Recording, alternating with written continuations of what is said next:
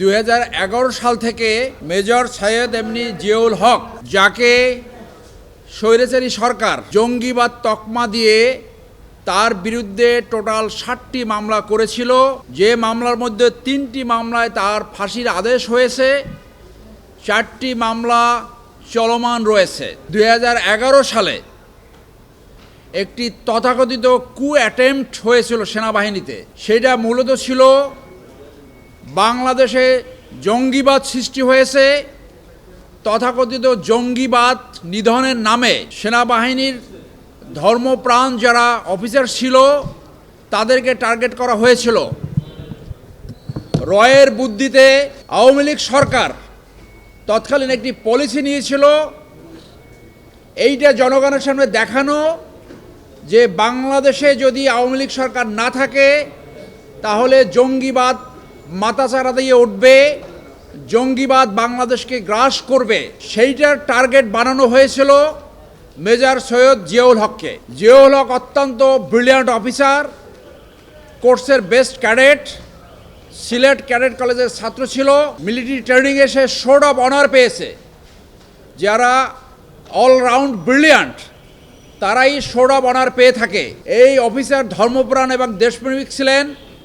তাকে টার্গেট করে 23শে ডিসেম্বর 2011 সালে ছুটি থাকাকালীন সাভার তার এক আত্মীয়র বাসা থেকে তাকে অ্যালেজডলি রয়ের অফিসার সহ ইন্টেলিজেন্স অফিসাররা তাকে গুম করে।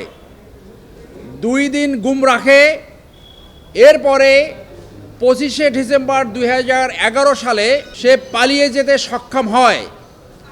সে অত্যন্ত বুদ্ধিমত্তার সাথে বলেছিল, তাকে যখন গুম করে ইন্টারোগেশন করছে, অনেকটা তাকে টর্চার করেছে, সে তখন বুদ্ধি খাটিয়ে বলেছিল যে আমি কোনো কিছু আমার ব্রেনে রাখিনি, আমি একটা পেন ড্রাইভ, তোমরা যেখান থেকে আমাকে ধরে নিয়ে আসছো সেইখানে একটা পেন ড্রাইভ আমি থ্রো করে ফেলে আসছি। তখন তারা নিজেরা লোক পাঠালো, পেন ড্রাইভ খুঁজে না পেয়ে পরবর্তীতে তাকে নিয়ে যায়। সে সেই সুযোগে রাতে নিজের জীবন বাঁচাতে সক্ষম হয়েছে ওখান থেকে পালিয়ে গিয়ে। 2011 সালের পরে আমরা জানতাম না সে জীবিত আছে কিনা। আপনারা জানেন মেজর জাহিদ নামে এক অফিসারকে জঙ্গি সাজিয়ে সেই সময় ডিবির মনিরুল খুন করেছে। মেজর জিয়া বুদ্ধিমত্তার সাথে তার জীবন বাঁচাতে সক্ষম হয়েছে। পরিবর্তিত পরিস্থিতিতে ফ্যাসিজমের পতনের পরে তিনি 2টি আবেদন করেছেন। একটি আবেদন করেছেন আইন উপদেষ্টা এবং ঢাকার ডিসি বরাবর তার এই পলিটিক্যাল মোটিভেটেড মামলাগুলা প্রত্যাহার করার জন্য। আরেকটি আবেদন করেছে স্বরাষ্ট্র উপদেষ্টা এবং আইজিপি বরাবর তার খোঁজ পাওয়ার জন্য যে 20 লক্ষ টাকা পুরস্কার ঘোষণা করেছিল সেইটি প্রত্যাহার করার জন্য। এই মামলাগুলো পুরোটাই পলিটিক্যাল মোটিভেটেড, মিথ্যা এবং জঙ্গি নাটকের অংশ।